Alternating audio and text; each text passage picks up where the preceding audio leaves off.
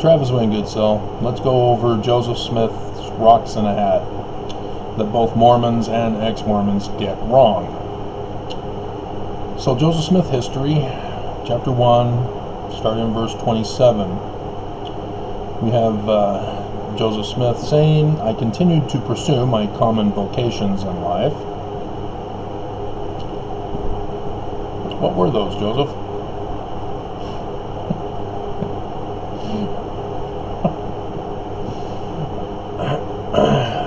Until 21st September, do you remember?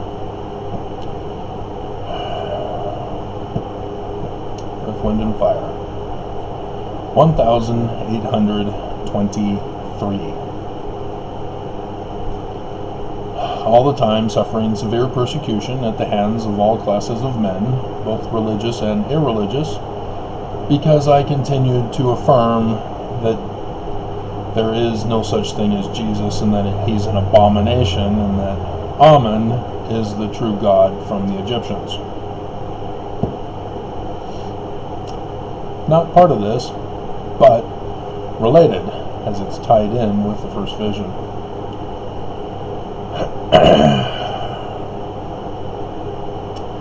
And so, despite the Presbyterian who officiated at Alvin's funeral, who told them that Alvin's going to burn in hell, and then supposedly Lucy Mack and the others decide that, hey, that's our kind of religion, we'll join that one. That's the point here.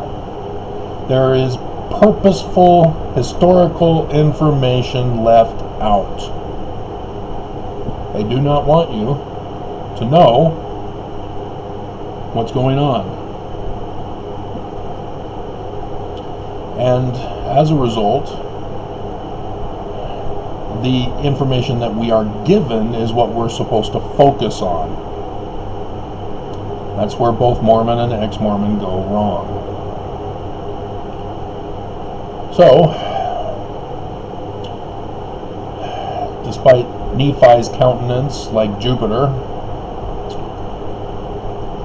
thus Amen, he tells Nephi about the latter days and the Egyptian gold plates. There's a book deposited written upon gold plates, not golden. The church purposely deceives us by pointing out golden. The golden plates lay hidden. Gold. We're teaching primary kids the wrong information. They are being misinformed and disinformed, or indoctrinated into Mormonism to be anti-Joseph Smith. It's gold. And the reason why it's gold is because of the Knights Templar.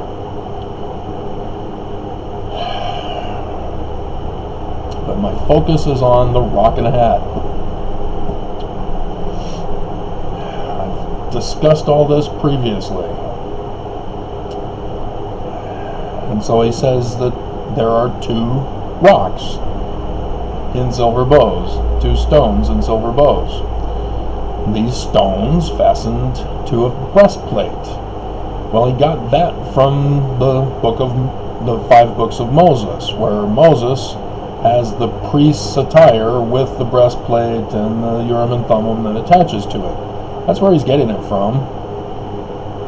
And you never read your Old Testament? Constituted what is called the Urim and Thummim, lights and completions, also called perfections. Be ye therefore Thummim,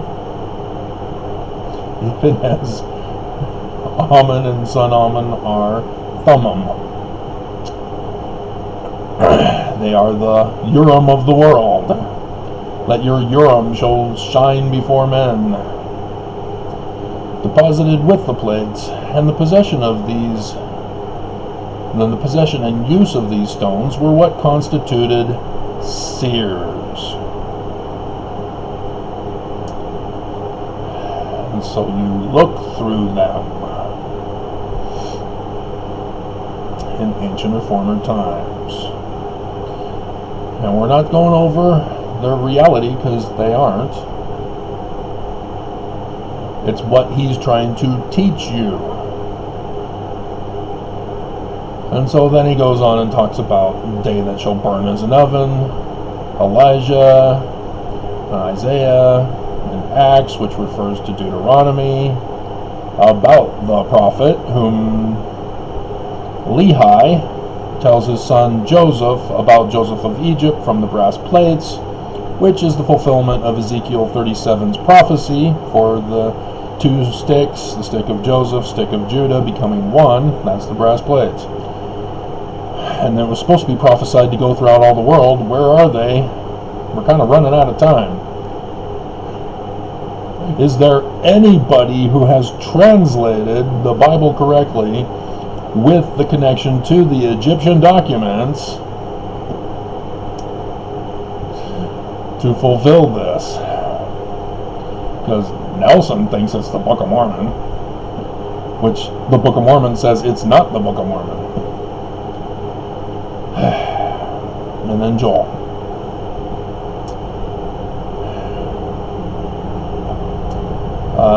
And said, and again he told me that when I got these plates of which he had spoken, for the time that they should be obtained had not yet fulfilled. I should not show them to any person, neither the breastplate with the Urim and Thummim, only to those to whom I should be commanded to show them. If I did, I should be destroyed.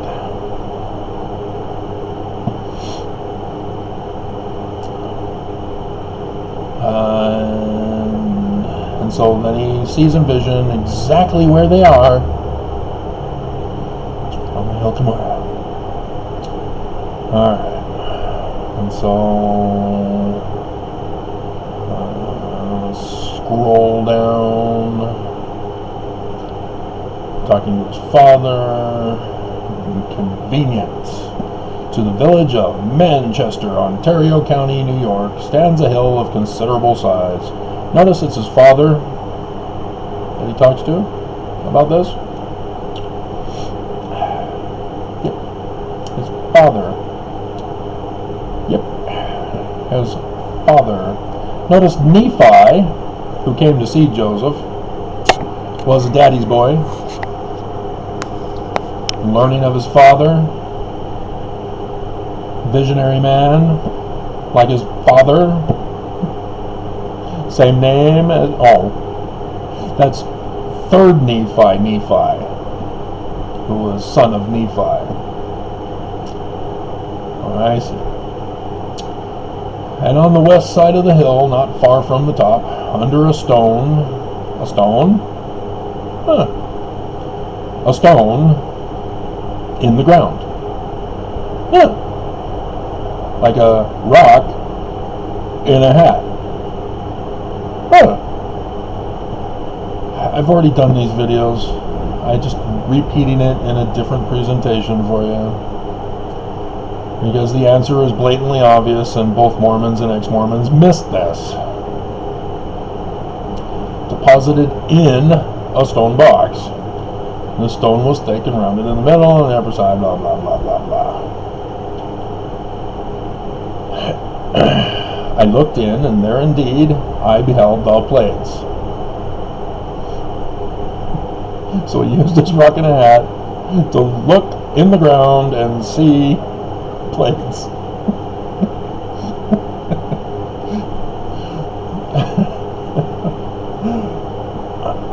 And there were two stones crossways of the box. And that's the Urim and Thummim. See, as kids, I was told that that's how Joseph Smith translated. And we would read from this and go, oh, okay, golden, Moroni, okay. So he marries Emma, who's older than him. I was always thinking little Emma, but no, she's older. He married a cougar.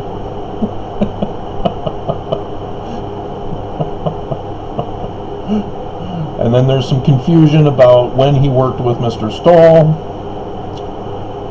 And there's something missing in 1826, because he then skips to say on 18th January 1827 we were married in verse 57. And so here he's saying that they were married in South Bainbridge, Chenango County, New York. Has anybody have found that marriage document in the courthouse? They found his rockin' a hat trick at the courthouse there. Did you check for his marriage certificate?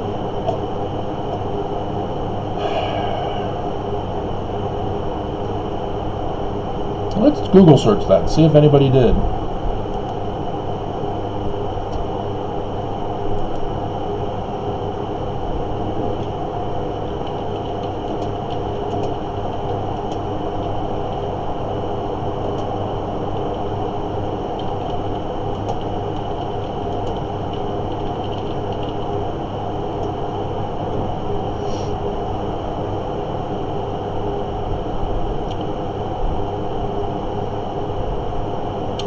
Not seeing it.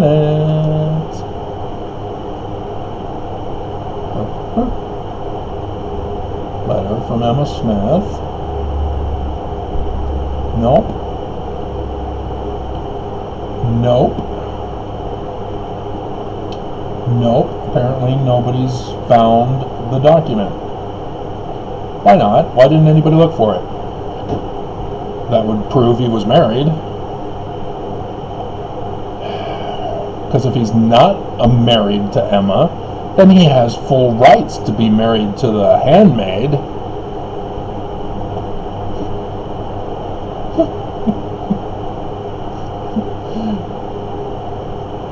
Let's go back to Joey Smith.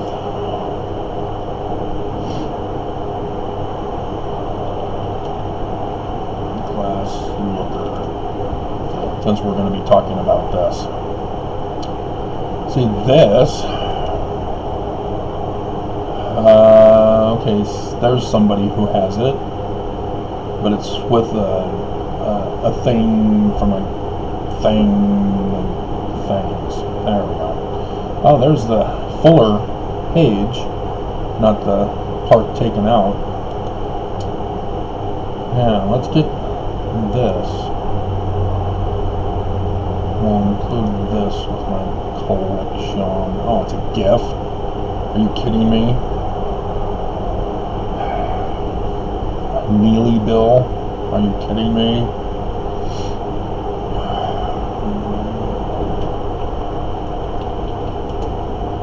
Why did you make it a GIF? Of all the things you could have done, you chose to make it a GIF rather than a JPEG of some kind.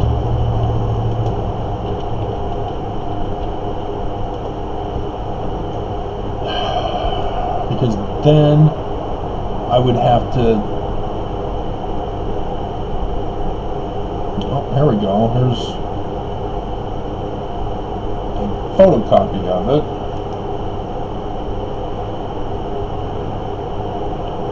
Truth and Grace. I saw a Presbyterian, an actual Presbyterian, or was it evangelical? I think it was evangelical, maybe. Who, yeah, see, they did it as a JPEG. Why couldn't you? God.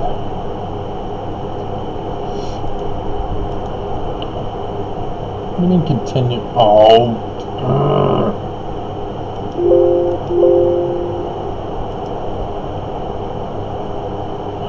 What are you doing?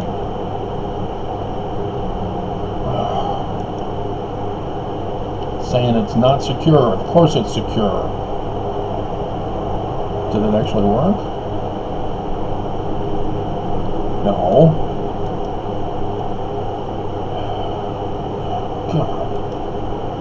keep.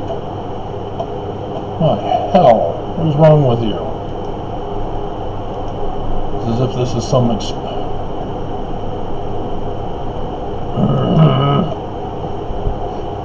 like it's got some kind of terrorist threat behind it.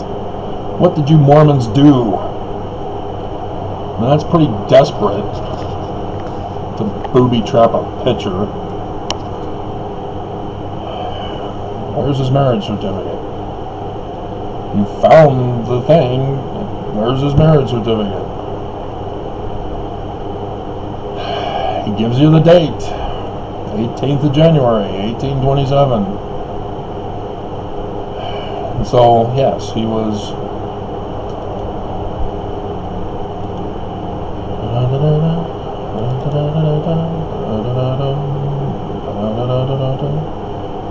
Bandstand. So, March 20th, 1826. He doesn't get the plates until 1827. He's not supposed to touch them. He could be destroyed. No touching of the rocks. But here we have March 20th, 1826. I even have an arrow pointing to it in this one version that apparently has some secret hacker information. This is a reproduction of the Tanners from Mormonism, Shadow or Reality.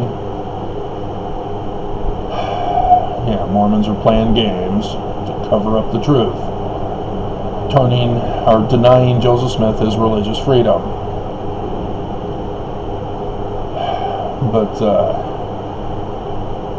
yeah, he was arrested on the charge of glass looking, which was a misdemeanor offense, for $2.68. And understand, he was born in 1805 in December, and so 1826, which we have to say 1825 for the dating, because he just turned 20, right? Yeah, 20.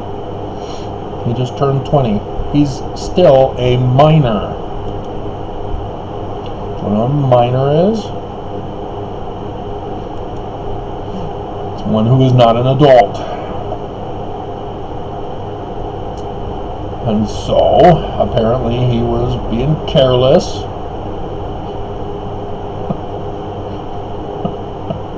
Or through any neglect of his, he was cut off, and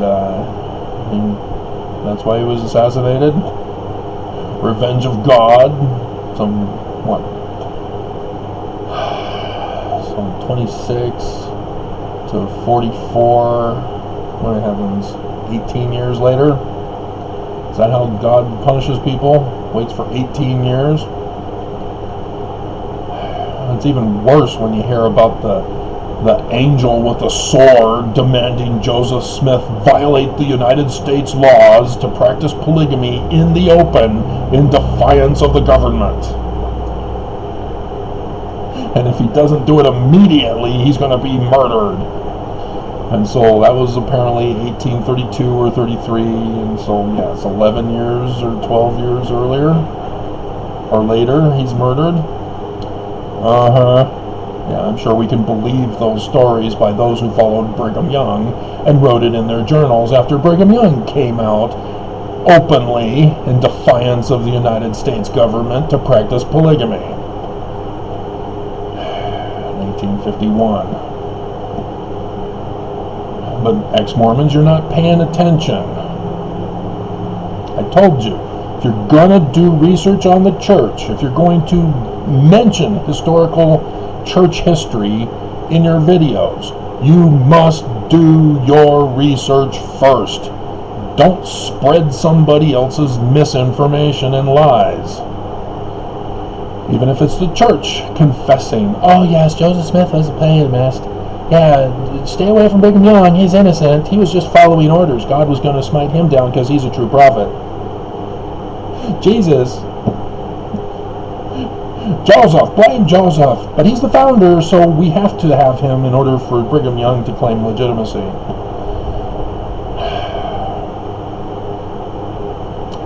And so, circulating falsehoods about his father's family and about Joseph.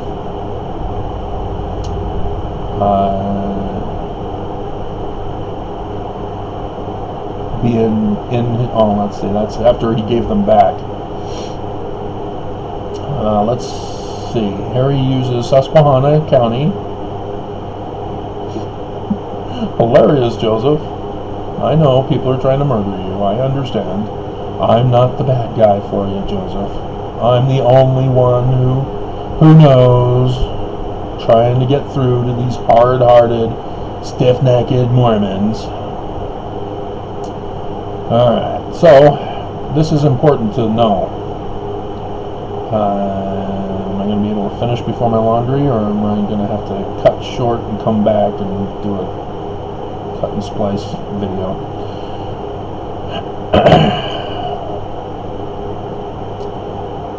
Let's see, he was preparing the text. Preparing to start, yeah.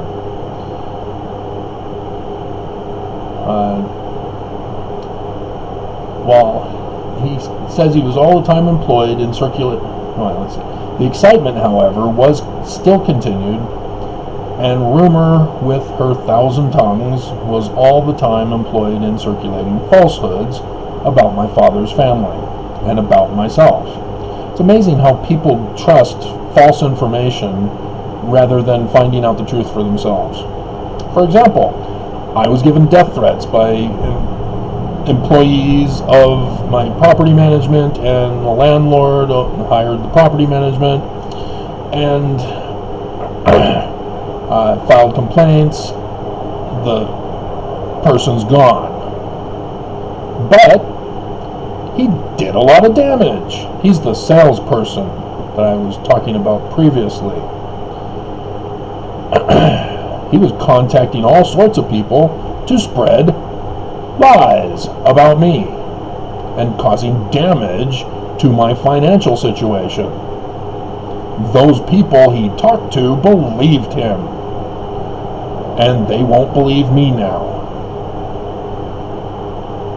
And so new people have replaced him.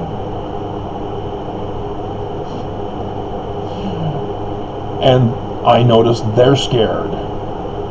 Oh, they were told about the lies of me. They were lied to, and so now they've already been tainted as to me. But yeah, this is what Joseph Smith has to deal with. If I were to relate 1,000th part of them, I would fill with volumes. Yeah, got it. Okay, Susquehanna County.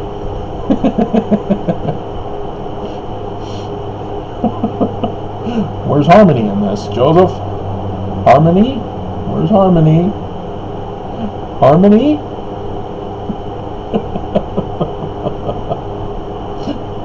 I've done the research. It was Harmony, north of Pittsburgh, where he begins here.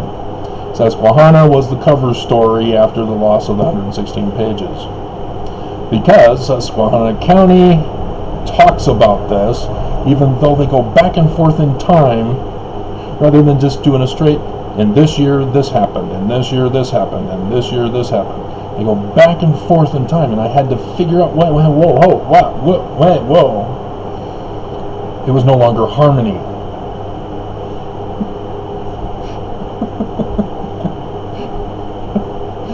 Joseph is using the cover story to confuse, and the church is running with it.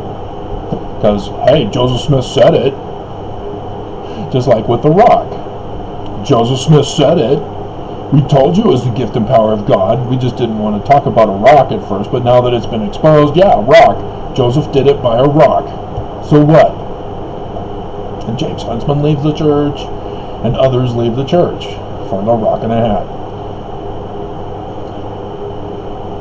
He says he commenced copying the characters off the plates. He's not translating. It's verse 62. This is important. He's not translating. He's supposed to translate.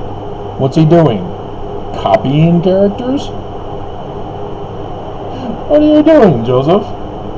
What is this copying of characters that you are doing?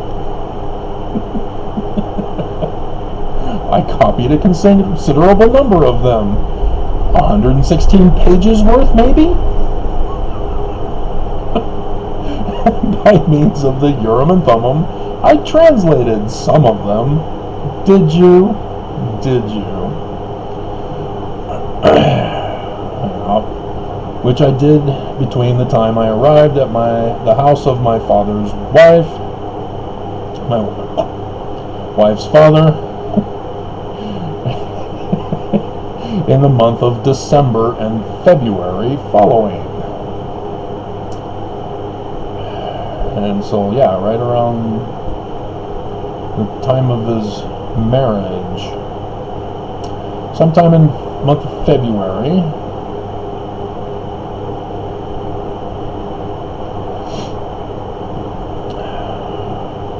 Mr. Harris comes by. Got the characters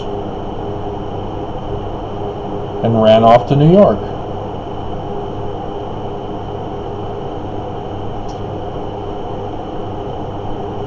You see what that was all about? And he doesn't tell us that he had, well, let's see, does he say that he worked on his farm? The farm mentioned Martin Harris. Don't have a footnote reference to go back to it. There's Mr. Isaac Hale, Stoll, Alvin. There he says Harmony, Susquehanna. It's no longer Harmony. Yeah, it's aforementioned, huh? Well, it's a long time ago, aforementioned. Yeah, I'm not seeing it. Alright, so let's see. Well, that's Oliver. We're done when we get to Oliver. And so he takes it to Professor Charles Anthon, and information is incorrect, and we have to get a corrected information, and thus fulfills Isaiah prophecy. So yeah, that's it. The part about translation is not involved here.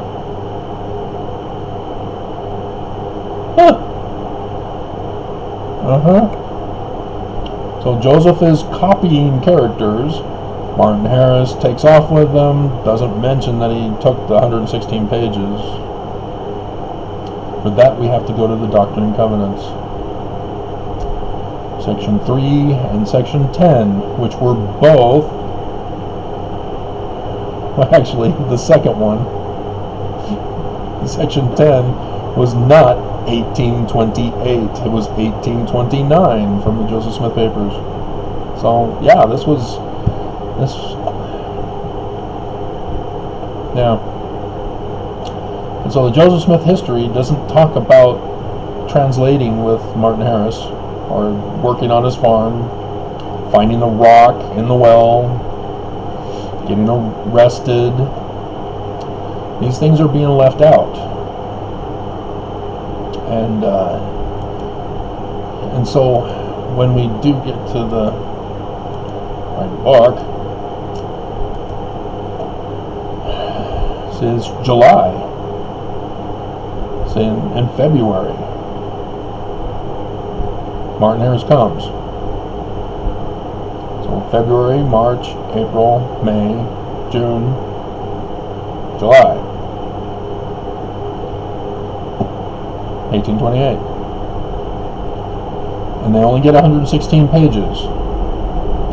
And because we now know that Section 10 is actually 1829, not 1828, we now know that it took them to write, Oliver Cowdery and Joseph, a month and a half. Because here in February 1829, before figuring out what to do with the translation of the 116 pages, having lost his gift of translation for a whole year, now behold, the marvelous work is about to come forth among the children of men. Oops. So there's those little details of real history that expose what really happened. And it's not nefarious on Joseph's part, because he had nothing to do with the composition of the Book of Mormon. That's why it only took a month and a half. Somebody else was working on it, and science has told us Sidney Rigdon, way out in Ohio, with Harmony, Pennsylvania, right in between Ohio and the Manchester farm with Senior. That was interesting. Wonder if Sidney Rigdon was ever next door in the county or in Pittsburgh, so that Joseph Smith could have come across him to know about this. As we find out in section 3, yeah, they did.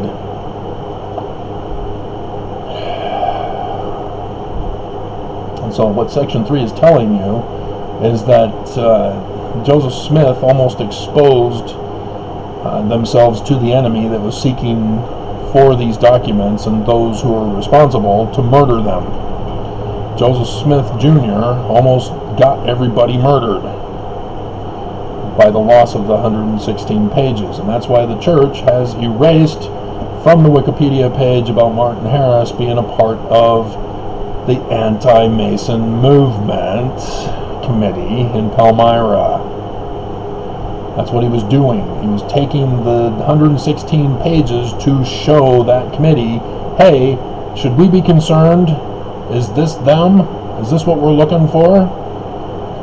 And so they had to hide for a year. Sidney Rigdon's still doing his work. Nobody knows it's him yet, because they're using the manuscript found, which was lost at the Pittsburgh Press, because he couldn't pay for it. Solomon Spaulding couldn't pay for it. So this is the real story, guys. And you bicker with each other back and forth about whether Joseph Smith is a prophet or not because he used a rock and a hat. You've missed the whole point. There's more to the story that you're missing because you're not doing this kind of detailed analysis. You're not fact-checking to find out that it's 1829 for section 10. So February 1829 is section 4, and section 10 is the summer of 1829, not 1828. A month and a half, because they finished in August, wasn't it? And so they're worried about wicked men. Yeah, the anti-Mason committee, who are seeking to find out what happened to William Morgan, who's still missing at this point. Joseph Smith Sr. in Canandaigua, New York, where he's the master mason at the lodge there, was helping William Morgan with the book. When the enemy found him and had him falsely arrested on 9/11, Joseph Smith Sr. took charge of helping him flee the country and to finish the publication of the book, of which he knew Sidney Rigdon gave it to him, get him out to Ohio. And so nobody found his manuscripts Nobody found him because Senior saved his life. And that is not in any historical document. Not even of William Morgan, not of the anti-Mason movement. The world does not know that Senior saved his life and that the Book of Mormon is that book for our day right now, for the apocalyptic destructions that are taking place. And you guys are arguing whether Joseph Jr. used a rock and a hat? Get over yourselves.